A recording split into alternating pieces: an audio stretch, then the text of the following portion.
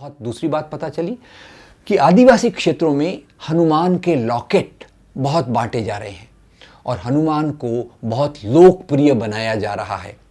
तो मैंने खुद से सोचा कि शहरों में संभ्रांत लोगों के बीच में लक्ष्मी, सरस्वती, दुर्गा की पूजा को प्रचारित किया जा रहा है, भगवान राम को प्रचारित किया जा रहा है, और आदिवासी क्षेत्रों में एक तरफ हनुमान और दूसरी तरफ शबरी, इनको प्रचारित किया जा रहा है। आखिर इसके पीछे कारण क्या है? कारण बहुत सरल है अगर हम इसको समझना चाहें। ये देवी देवताओं के प्रतीकों के माध्यम से एक सामाजिक संदेश दे रहे हैं। सामाजिक संदेश क्या है? अब देखिए, हनुमान किसके लिए? आदिवासियों के लिए। हनुमान के सामने एक शब्द लगता है राम भक्त, यानी राम भक्त हनुमान। और राम को किसका आराध्य बनाया जा रहा है? राम शहरों के संभ्रांत हिंदुओं के लिए। तो यानी यहाँ भी एक संदेश दिया जा रहा है कि जैसे राम की जगह पर यहाँ के संभ्रांत हिंदू हैं और हनुमान की जगह पर यहाँ के आदिवासी हैं, और आदिवासी और इन हिंदुओं का वही संबंध होना चाहिए जो राम और हनुमान का था। अब एक आदिवासी कैसा होना चाहिए, एक हनुमान कैसा होना चाहिए, इसके बारे में अगर आपको याद हो तो आपने वो एक फोटो देखा होगा, हनुमान जी का फोटो।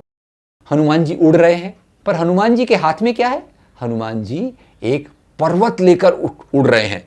फिर मैंने सोचा कि हनुमान जी को पूरा पर्वत लेकर उड़ने की क्या जरूरत है, क्योंकि वो तो संजीवनी बूटी लेने गए थे। संजीवनी बूटी, क्योंकि भगवान राम के छोटे भाई लक्ष्मण जी मूर्छित हैं, बेहोश हैं, उनको ठीक करने के लिए संजीवनी बूटी की जरूरत है। तो हनुमान जी संजीवनी बूटी क्यों नहीं ला पाए? अब यही सोचने की बात है, क्योंकि उनके दिमाग में थोड़ा प्रॉब्लम है। उनके हाथों में कोई प्रॉब्लम नहीं है, शक्ति बहुत है, पर शक्ति कहाँ नहीं है? थोड़े सोचने में शक्ति नहीं है। वो संजीवनी बूटी, अपने दिमाग की सीमितता के कारण संजीवनी बूटी को पहचान नहीं पाते। तो एक आदर्श गुलाम ने कैसा होना चाहिए? जो सोचे नहीं, केवल सूचना का पालन करे।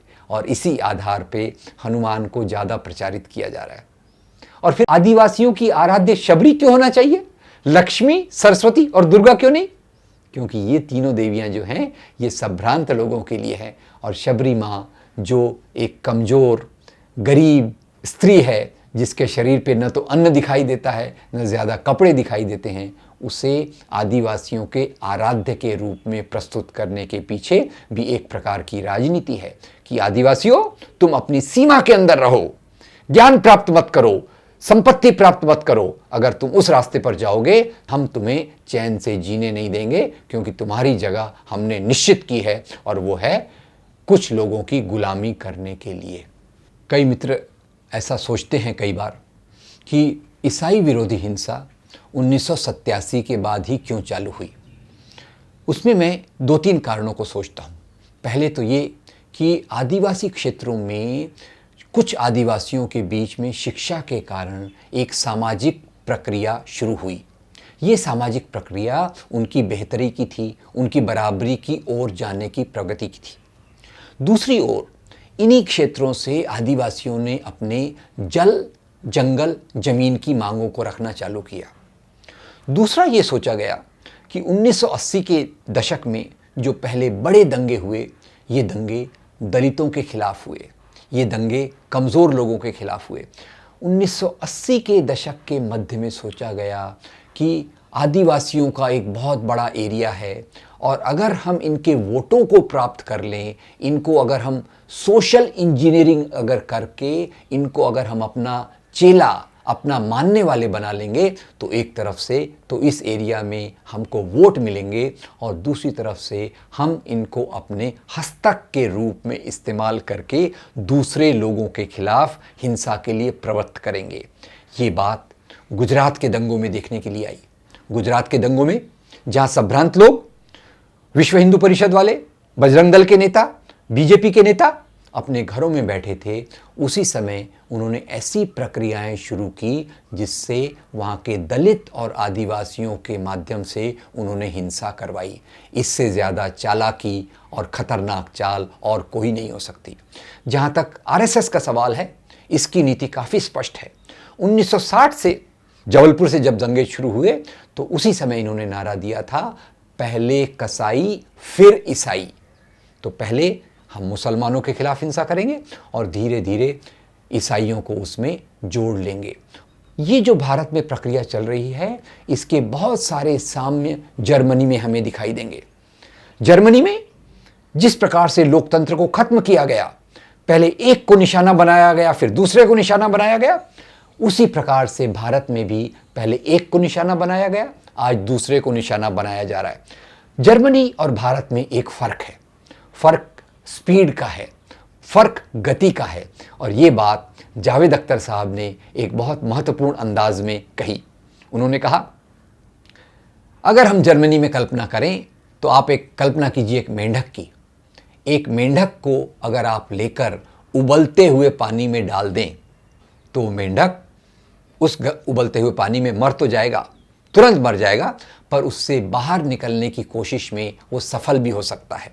और यही बात जर्मनी में थी कि वहाँ एक पूरे अंदाज में जर्मनी में फाशीवाद को पूरी तेजी से लाया गया, जबकि भारत में दूसरा हो रहा है। और उसके बारे में जावेद अख्तर साहब लिखते हैं कि अगर मान लीजिए एक मेंढक को पानी के बीकर में रखा जाए, पानी ठंडा है और उस पानी का टेम्परेचर, पानी का तापमान धीरे धीरे बढ़ाना शुरू करें तो शायद मेंढक उससे एडजस्ट होता जाएगा। मेंढक को पता भी नहीं चलेगा कि कब वो पानी खतरनाक रूप से खौलने लगा है, खतरनाक रूप से उबलने लगा है। तो भारत के फाशीवाद की गति इसी प्रकार से है। ये धीमा चलने वाला पर ज़्यादा खतरनाक फाशीवाद है, जो यहाँ के लोकतंत्र के मूल्यों को खत्म कर कर एक इस प्रकार की व्यवस्था को लाना चाहता है जो हिटलर के समकक्ष हो।